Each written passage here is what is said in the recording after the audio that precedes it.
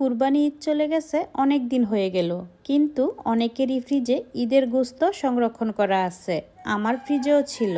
তবে ফ্রিজে রাখা গোশত রান্না করার পর টাটকা গোশত রান্না করলে যেই মজাটা পাওয়া যায় সেই মজাটা কিন্তু অনেকটাই কমে যায়। কিন্তু আজ আমি যেভাবে ফ্রিজে রাখা গোশত রান্না করব, এমনভাবে যদি রান্না করো তাহলে টাটকা গোশতর চেয়ে দ্বিগুণ মজা হবে। গোশত রান্না করার জন্য এখন আমি শিলে কিছু উপকরণ বেটে নেব।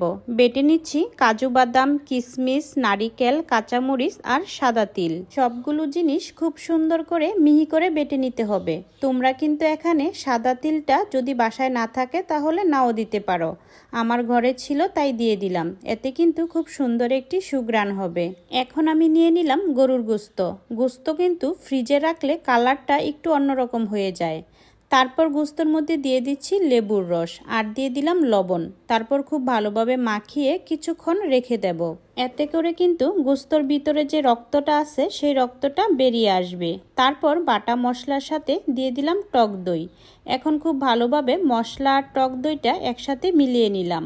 10 মিনিট পর লেবুর রস আর লবণ দিয়ে মাখিয়ে রাখা গোশতটা ভালোভাবে পরিষ্কার করে ধুয়ে নিচ্ছি। এ পর্যায়ে চুলায় আগুন জ্বালিয়ে একটি পাতিল বসিয়ে দিলাম। পাতিলটা গরম হওয়ার পর দিয়ে দিচ্ছি তেল। তেলটা হালকা গরম হয়ে গেলে দিয়ে দিলাম তেজপাতা আর দিয়ে দিচ্ছি গোটা গরম মশলা। তারপর অল্প কিছুক্ষণ ভেজে দিয়ে দিলাম পেঁয়াজ কুচি। গরম মশলা কিন্তু তেলের মধ্যে বেশিক্ষণ ভাজা যাবে না। এখন আমি পেঁয়াজ আর গরম মশলাগুলো আরও কিছুক্ষণ নেড়েচেড়ে ভেজে নিয়েছি। তারপর দিয়ে দিলাম আদা বাটা আর রসুন বাটা। আদা রসুনটাও কিছুক্ষণ ভেজে অল্প পরিমাণে পানি দিয়ে দিলাম পরিমাণ মতো লবণ আর দিয়ে দিচ্ছি মরিচ, হলুদ, ধনিয়া, জিরার গুঁড়া আর গরম মশলার গুঁড়া। এখন কিছুটা পানি দিয়ে মশলাটা খুব ভালোভাবে কষাতে হবে, যতক্ষণ না মশলাটা দানা দানা ভাব না হয়। মশলা কষানো হয়েছে তখনই বুঝতে পারবে যখন দেখবে তেলটা উপরে বেশি উঠেছে আর মশলাগুলো নিচে একটা দানা দানা ভাব হয়েছে। তারপর গোশতগুলো দিয়ে মশলার সাথে খুব ভালোভাবে নেড়েচেড়ে মিলিয়ে ঢাকনা দিয়ে ঢেকে দিলাম। আমি কিন্তু শিলে বাটা উপকরণগুলো এখনো দেইনি, কারণ সেগুলো যদি আগে দেওয়া হয় তাহলে গোশত রান্না করার পর সুঘ্রাণটা অনেকটাই কমে যাবে। গোশতগুলো যখন কষানো প্রায় শেষ পর্যায়ে হয়ে গেছে তখন সে বাটা উপকরণগুলো দিয়ে দিলাম। তারপর ভালোভাবে নেড়েচেড়ে সবগুলো একসাথে মিলিয়ে নিলাম। এই বাটা উপকরণগুলো দেওয়ার পর গোশতর সুঘ্রাণটাই কিন্তু অন্যরকম হয়ে গেছে। এখন আবারও কিছুক্ষণ নেড়েচেড়ে কষিয়ে দিয়ে দেব পরিমাণ মতো পানি।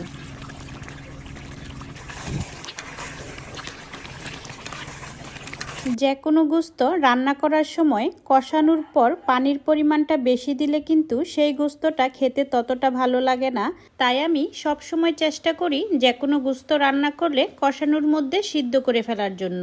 এখন সব মশলার ব্যালেন্স ঠিক রাখার জন্য দিয়ে দিলাম অল্প পরিমাণে চিনি। তারপর দিয়ে দিচ্ছি 4-5টা কাঁচামরিচ। 3-4টা কাঁচামরিচ মাঝখান থেকে ভেঙে দিয়ে দিলাম আর 3-4টা গোটাই দিয়ে দিলাম।